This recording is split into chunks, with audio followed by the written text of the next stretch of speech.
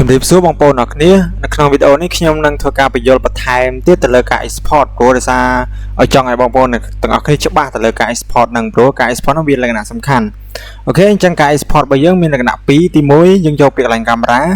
ចេញជាយើងយកពាក្យថា perspective នេះអញ្ចឹង export ជា 3D ហើយនិង export ជា 2D អញ្ចឹងយើងមានលក្ខណៈ2ហ្នឹងអញ្ចឹង export លក្ខណៈជា 3D បានន័យថាវាជារូបភាពនេត្រាទស្សន៍ជារូបភាព perspective អញ្ចឹងនៅពេលណាយើង export ទៅនៅក្នុងប្លង់ 2D នៅក្នុងប្លង់AutoCAD គឺវាអត់ត្រូវខ្នាតទេបើន័យថា export មកអញ្ចឹងអានេះឧទាហរណ៍នេះនៅក្នុង SketchUp 3ទឹកទៅពេលមកក្នុងនេះគឺអត់ត្រូវទេអត់ប៉ិន3ទឹកទេអញ្ចឹងលក្ខណៈយើងគ្រាន់តែ export លក្ខណៈជារូបភាពឲ្យយើងមើលទេបែបនេះទេគាត់ថាឲ្យយើងយកទៅប្រើការអាហ្នឹងវាទៅតាមជាក់ស្ដែងផ្សេងទៀតអាហ្នឹងយើងត្រូវរៀនពាក់ព័ន្ធជាមួយនឹង AutoCAD យើងយកមកវា detail អីចឹងទៅរូបរាង 3D ក្នុងប្លង់ AutoCAD អីចឹងទៅតែគាត់ថាការសិក្សានេះខ្ញុំផ្ដោតឲ្យបងប្អូនគ្នាគាត់ចេះ export ប្លង់មកឥឡូវខ្ញុំចូលទៅ export ភាសាទៀតអញ្ចឹងពាក់ព័ន្ធនឹង plot export ខ្ញុំគ្រាន់តែធ្វើការបញ្យល់ទៅនឹង export ពាក់ព័ន្ធជាមួយនឹង 2D ទេលក្ខណៈជា 3D យើង export ទៅ model ផ្សេងដូចនេះអញ្ចឹងនេះវាមានអីគេវាមាន 3D Max 3អីទៅលក្ខណៈយើង export ជា file 3D Max ដើម្បី import ប្លង់ហ្នឹង import SketchUp ហ្នឹងទៅជាដើម្បីប្រើក្នុង render ក្នុង 3D Max ផ្សេងទៀតអាហ្នឹងកម្មវិធីផ្សេងទៀតទេអញ្ចឹងកុំឲ្យវែងឆ្ងាយខ្ញុំអត់បញ្យល់វែងឆ្ងាយទេខ្ញុំបញ្យល់ធ្វើម៉េចឲ្យប្រើការទៅលើកម្មវិធីខ្ញុំកើតអ្វីដែលខ្ញុំបរៀនកើតអញ្ចឹងយើងគ្រាន់តែ export ជា 2D មកខ្ញុំ export ទី1ខ្ញុំ export ជារូបភាពយក 2D ហើយខ្ញុំយករូបភាពគេហ្នឹងយក export ជារូបភាពហើយយើងចុច export មកគឺ export ចេញជារូបភាពហើយប៉ុន្តែអ្វីដែលសំខាន់គឺ export នៅក្នុងប្លង់ 2D អញ្ចឹងបើសិនជាយើងដូចវីដេអូមុនអញ្ចឹងបើសិនជាយើង export ជាប្លង់ 2D បើសិនជាលក្ខណៈជា 3D ចេះខ្នាតវាត្រូវទេឥឡូវឧទាហរណ៍នេះ3ទឹកអញ្ចឹងពេល export គឺវាទៅតាមរូបភាពរបស់យើងព្រិចព្រមធំតូចមិនគឺ export ទៅខ្នាតរបស់វាប្រែប្រួលហើយវាអត់នៅប្រហែល3ទឹកនេះទេប៉ុន្តែវាករណីនៅតើយើង export ជា 2D អូខេអានោះខ្ញុំបញ្ជាក់ឲ្យបញ្ជាក់ទៀតដោយសារកុំឲ្យបងប្អូនគ្នាច្រឡំអញ្ចឹងឧទាហរណ៍ករណីខ្ញុំ export ជា 2D ខ្ញុំយកពាក្យថាកាមេរ៉ាយកពាក្យថា parallel projection នេះមកហើយខ្ញុំយកពាក្យថាកាមេរ៉ាដដែលហើយខ្ញុំយកពាក្យថាកន្លែងនេះ standard view ហើយខ្ញុំយកមកខ្ញុំទាញបែបនេះមកឥឡូវខ្ញុំមកថាខ្ញុំយកមើលពីក្រោយ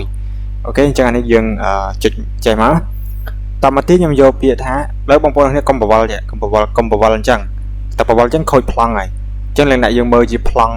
elevation មើលពីមុខមើលពីឆ្វេងមើលពីស្ដាំអញ្ចឹងខ្ញុំចុចកន្លែងនឹងសាថ្មីយកពាក្យថា standard view ហើយខ្ញុំយកមើលពីក្រោយចេះបុកតមកទៀតអានេះយើងលុបចេញចុះតមកទៀតខ្ញុំបងប្អូនគ្នាអាច scroll mouse វាជាបាន scroll mouse វាបានហើយយើងអាចចុច scroll ទៅហើយយើងចុច shift មកយើងអាចទាញជាបានប៉ុន្តែកុំបវល់ចេះតែបវល់អញ្ចឹងខូចហើយអញ្ចឹងយើងចូលកន្លែងសាថ្មីយកពាក្យថា standard view ហើយយកពាក្យថា back នេះមកតមកទៀតខ្ញុំយកពាក្យថា file ហើយយកពាក្យថា export យកពាក្យថា 2D ហើយខ្ញុំយកប្លង់ DWG នេះខ្ញុំយកប្លង់ AutoCAD អញ្ចឹងខ្ញុំយក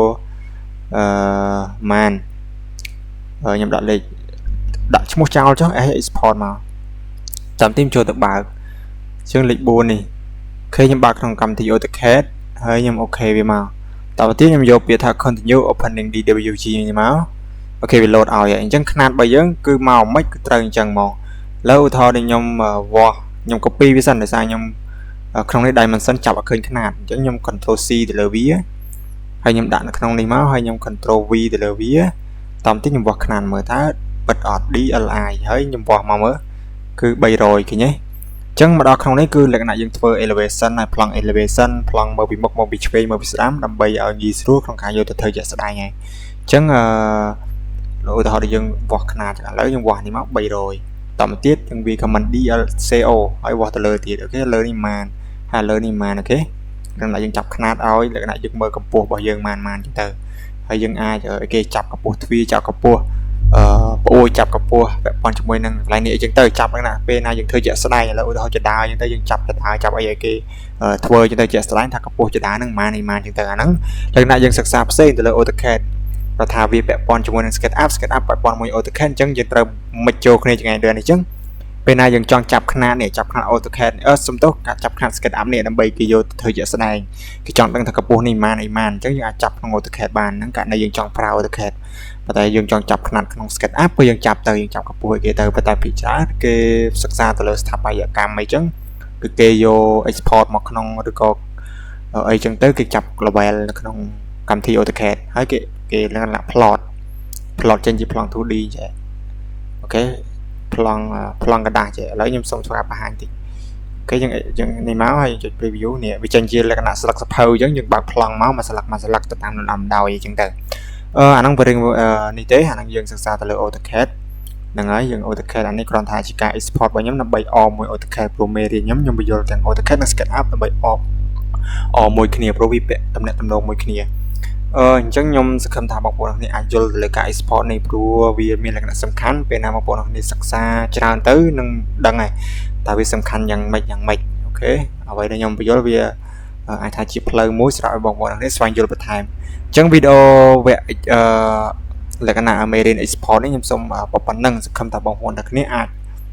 អនុវត្តទៅលើការ export នឹងបានអញ្ចឹង export មាន 2D មាន 3D អញ្ចឹងបងប្អូនគ្នាស្វែងយល់ដល់អ្វីដែលខ្ញុំប្រាប់ទៅនឹងយល់ហើយតើ export ហ្នឹងលក្ខណៈវាម៉េច export ជា 2D ទៅវាម៉េចដោយអ្វីដែលខ្ញុំនិយាយចឹងបងប្អូនអាចអនុវត្តចុះអរគុណច្រើន